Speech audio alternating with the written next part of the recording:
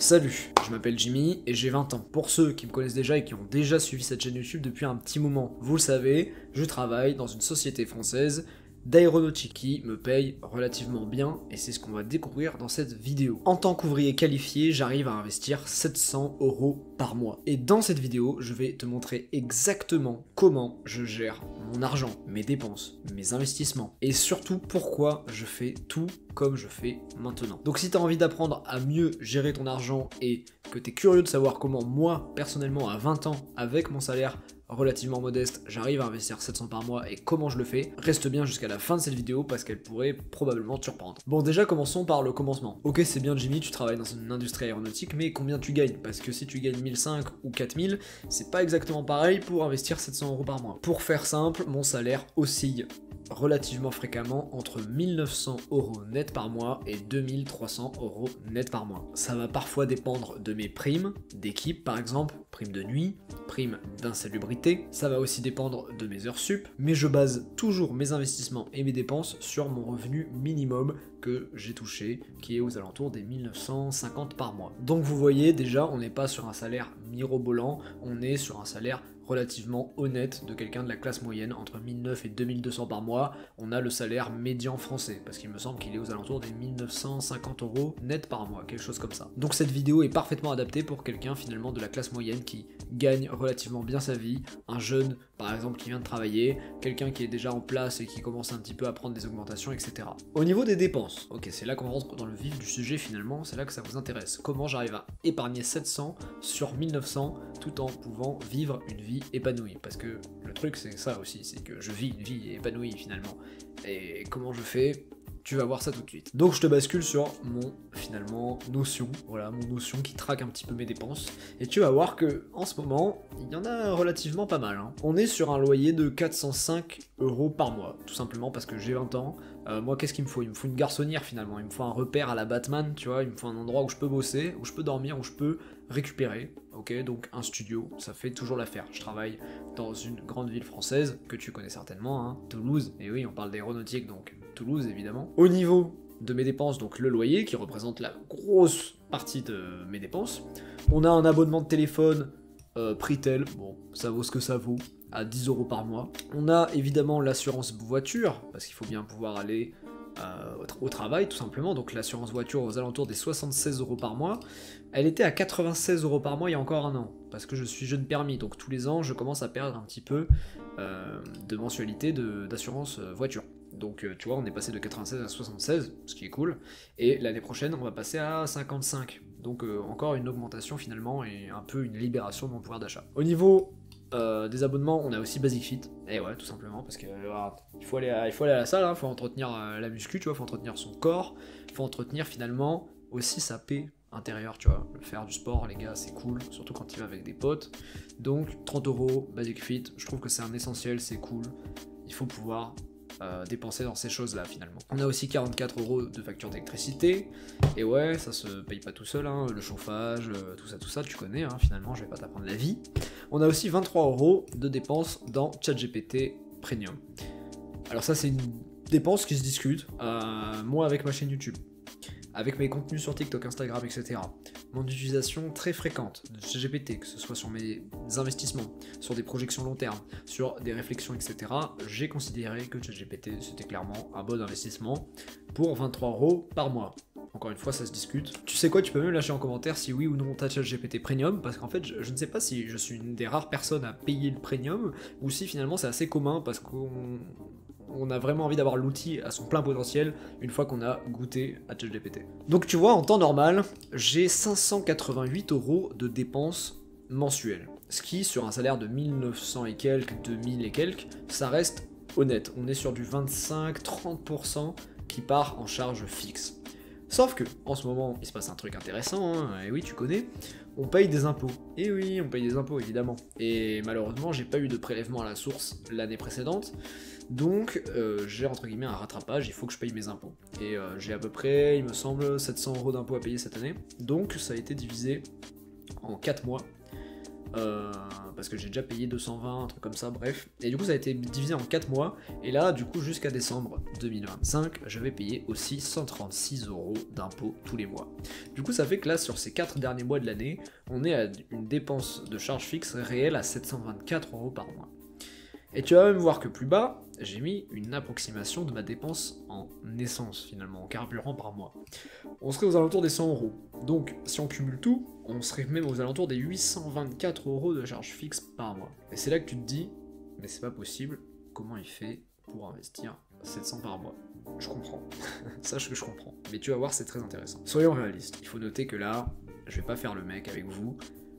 Depuis que j'ai les impôts, je n'investis pas 700 € par mois, j'investis 500. Ok, en temps normal, ça faisait 8 mois sur 12 que j'investissais 700, et maintenant que j'ai ce rattrapage à faire, j'en investis plus que 500 par mois. A noter que mon salaire à 1900 € dont je t'ai parlé est relativement rare. Je suis beaucoup plus souvent aux alentours des 2200 € net que des 1900 € net. Donc avec 2200 € net, sortir 724 par mois et à peu près 100 € d'essence, ça reste tout à fait jouable. Donc voici pour mes dépenses fixes, ok? Au niveau des dépenses qu'on peut appeler finalement variables, la nourriture, les sorties, l'essence qui peut augmenter, fluctuer, etc. Ça peut être, voilà, manger dehors, etc., t'as compris. Les dépenses en habits, les dépenses finalement en services, en produits du quotidien, etc. J'ai estimé, au vu de mes mois précédents, une dépense en nourriture, vraiment juste survivre, nourriture pour la maison, à 200 € par mois, à peu près, tu vois, parce que je me fais quand même relativement plaisir. Je sais que en étant un peu plus strict, on pourrait atteindre les 120, 150, mais c'est pas le but. En termes de sortie pure, le but c'est quand même de profiter de la vie. Entre resto, sortie au bar, sortie avec la voiture pour aller faire des randonnées dans les Pyrénées, payer l'essence, payer des cadeaux à des potes, payer des cadeaux aussi à la chérie, etc. On peut être aux alentours des 200, 250 € d'enveloppe pour du pur plaisir par mois. Et ça varie aussi énormément en réalité selon les mois évidemment, parce que tu te doutes bien que quand il y a un anniversaire, quand il faut fêter je sais pas quoi, ça varie énormément. Tu te doutes. Donc pour résumer, pour vivre, en fait, en réalité, je dépense à peu près 1400 à 1500 € par mois pour vivre avec des charges fixes et des charges variables. Mais qu'est-ce qui me reste au final? Tu l'as compris, il me reste 500 €, 700 €. Et c'est même le schéma inverse que je fais en réalité. En général, je prends ces 500, 700 € et je les investis instantanément dès que je reçois mon salaire. C'est pas l'inverse, c'est pas je dépense pendant le mois et le dernier jour du mois avant ma future paye, j'investis ce qui me reste. Non, parce que ça c'est piégeux. Ça, malheureusement, ça incite à dépenser plus parce qu'on a beaucoup plus sur son compte bancaire. Donc non, la réalité c'est que j'ai un DCA automatique instantanément quand je reçois mon salaire. Et là tu vas te dire, ok, c'est cool, on sait ses dépenses, on sait à peu près comment il fait pour s'organiser, mais ce petit con il nous a pas dit où est-ce qu'il mettait son argent. Je vais te dire. Bon, c'est simple. Déjà, il faut savoir qu'actuellement, j'ai à peu près 80% de mon capital alloué en crypto-monnaie. Pourquoi? Parce que j'ai un profil très agressif. J'ai 20 ans, j'investis régulièrement 700 € par mois, je veux un vrai retour sur investissement rapidement. Le but, c'est d'exploser le capital des 100 000 € rapidement, parce qu'on sait tous qu'à partir de 100 000 €, c'est là que ça devient vraiment intéressant, plaisant, psychologiquement il y a un vrai step qui est passé, et même en termes finalement d'intérêt composé, c'est là que ça commence réellement. Donc, le but c'est quoi? C'est d'avoir un bag aux alentours de 3 à 4 dizaines de milliers d'euros, et de le faire passer tout simplement à 100 000 €, ok? Le problème, c'est que mon exposition aux crypto commençait à me faire peur. Et ça, c'est un signe intéressant en investissement. Quand tu n'arrives plus à supporter une allocation trop forte, c'est que tout simplement, ton allocation est trop forte. Et donc, tu commences à mal dormir la nuit, tu commences à réfléchir à tout remettre en question. Donc, la réalité, c'est que désormais, dans cette vidéo, je vais te parler d'autres investissements. Parce que mes 700 € par mois, maintenant, je les mets plus en crypto. Bitcoin, top 10, top 100 même parfois. Maintenant, je place cet argent dans un ETF qui est relativement méconnu, mais qui est tout à fait intéressant. Tu vas voir pourquoi. Je place 500 € sur ces 700 dans le CL2. Le CL2, c'est tout simplement un ETF comme le S&P 500, mais boosté aux stéroïdes. Et en plus, il est éligible au PEA. Donc forcément, une fiscalité avantageuse au bout de 5 ans de détention du PEA. Pourquoi le S&P 500 x2 ? Tout simplement parce que cet ETF, je te laisse aller regarder sur le site officiel de Amundi, cet ETF a une performance moyenne depuis à peu près 20 ans de 17% par an. Et oui, je ne rigole pas. Et je parle vraiment de moyenne. On est sur un taux annualisé à 17%. Même en comptant les crashs, ok? Donc, très intéressant pour un profil agressif comme moi. On reste sur un ETF très liquide, parce qu'il y a plus de 1 milliard sous gestion, donc intéressant d'y mettre des montants comme 700 € par mois finalement, pour vraiment venir accélérer la croissance de ton patrimoine. Parce qu'avec du 8%, du 7%, ok c'est plus sûr, ok c'est pas un levier, mais au final tu te fais un peu chier, surtout quand t'as un petit capital. Parce que malheureusement, beaucoup de youtubeurs vont vous conseiller de faire du 10% par an, 8% par an, de pas prendre trop de risques, ok, mais ça ne vaut pas vraiment quand t'as 20 ans, ok, ça c'est pas un conseil applicable sincèrement quand t'as 20 ans, et que tu es déterminé à ce que ça aille beaucoup plus vite et que tu as une tolérance au risque élevée. D'où les concepts de profil d'investisseur, etc., etc. Et moi, je pense que tu l'as bien compris, je suis un profil risqué, agressif. Ensuite, tu l'auras remarqué, il me reste 200 € à mettre en investissement. Et là, ça va varier. Généralement, je peux mettre 200 € par mois sur le Bitcoin. Parce que le Bitcoin, c'est un pari long terme. Ça va être la révolution de ces 10, 20, 30 prochaines années concernant finalement les monnaies. Ça va être une des rares monnaies déflationnistes. Absolument pas attaquable d'un point de vue juridique, d'un point de vue même finalement des hacks. Bitcoin, c'est une révolution. Et je veux être exposé au Bitcoin. C'est pour ça que je mets 100 à 200 € par mois également dans le Bitcoin. Et pourquoi je dis que ça varie? Parce que des fois, je mets aussi un peu de côté à la place d'investir dans le Bitcoin. Je peux mettre dans mon livret, je peux mettre finalement de côté cet argent pour saisir des opportunités. Avoir une réserve de cash afin de mieux saisir des potentiels crashs du CL2, donc du S&P 500, des potentiels crashs de Bitcoin, mais aussi pouvoir par exemple participer au plan d'épargne action interne à mon entreprise. Il faut savoir que l'entreprise dans laquelle je travaille met en vente des actions chaque année de sa propre entreprise, mais avec un abondement. Donc par exemple, on peut acheter 5 actions et on se voit offrir 5 actions supplémentaires. Donc tu te doutes bien qu'une performance de 50% d'entrée de jeu, ça bat n'importe quel ETF en bourse. Donc très intéressant de mettre un petit peu d'argent de côté tous les ans afin de pouvoir participer à ce programme-là interne dans mon entreprise. Ok? J'ai également quelques règles d'or que je peux te partager parce que évidemment là tu m'entends parler un peu en mode à la cool, il y a moins de cuts que d'habitude. Bon, on est entre nous, mais j'ai quand même des règles que je m'efforce de respecter dans mes investissements. Déjà, j'investis le même montant tous les mois, peu importe l'état du marché. Le Bitcoin peut parfois être très haut, je vais quand même DCA dessus. Les marchés US peuvent être sur des ATH, je vais quand même, si j'ai ma paye à ce moment-là, investir dessus. Mon but c'est pas de faire du market timing, mon but c'est d'être exposé au marché en mettant finalement une grosse enveloppe chaque mois. Pourquoi est-ce que je fais ça et que je ne veux pas finalement timer le marché?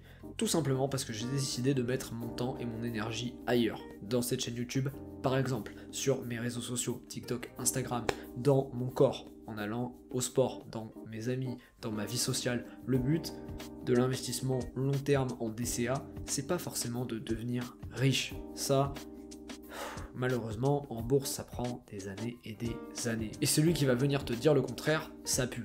Hein. Devenir millionnaire en 3, 5, 10 ans en bourse, c'est quand même relativement compliqué, alors qu'en 15, 20, 25, 30 ans, c'est quand même beaucoup plus simple. Et je ne vois pas du tout la bourse comme mon levier principal pour faire de l'argent. Je vois surtout la bourse et les investissements en Bitcoin comme mon levier principal de croissance stable de mon capital. C'est un petit peu finalement mon plan Z, tu sais, c'est mon plan de survie.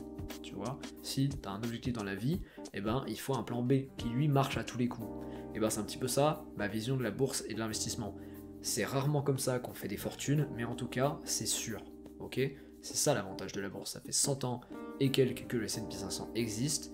Crois-moi, le jour où il tombe à zéro, c'est la fin du monde. Donc c'est un placement sûr, entre guillemets bien sûr, parce qu'il est volatile, ok? La deuxième règle d'or que j'utilise souvent, c'est qu'il faut séparer ses investissements de ses émotions.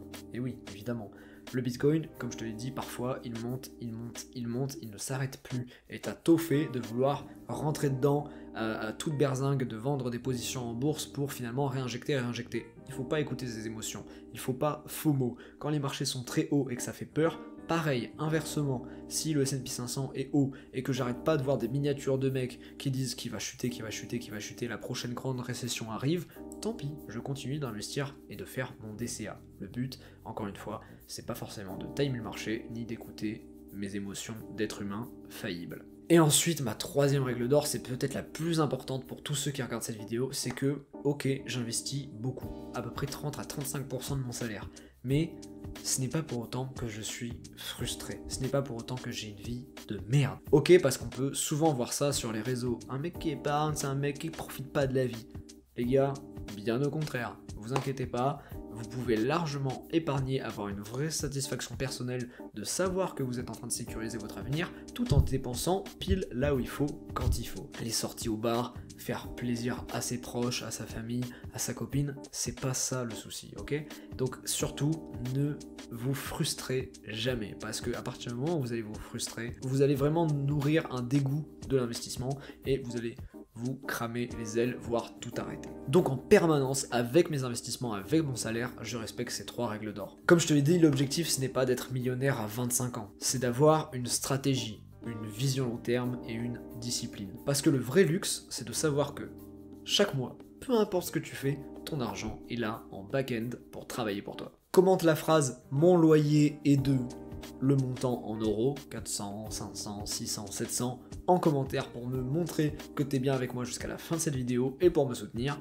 lâche un like, abonne-toi à cette chaîne YouTube, active la cloche. Sur cette chaîne, tu l'auras remarqué, on parle de finance, mais de vraies finances, une finance fondée sur le réel, sur mon expérience à 20 ans, comment je vois l'investissement, comment je peux vous apprendre l'investissement au mieux en ayant finalement mes erreurs, mes futurs apprentissages, parce qu'à 20 ans, il y a encore tout à construire, ok? Mais voilà, on se forme, ok? On se forme. Sur cette chaîne, le but, c'est d'apprendre ensemble dans la bonne humeur et d'en ressortir grandi. C'était Jimmy les gars, merci d'avoir regardé cette vidéo et à la prochaine.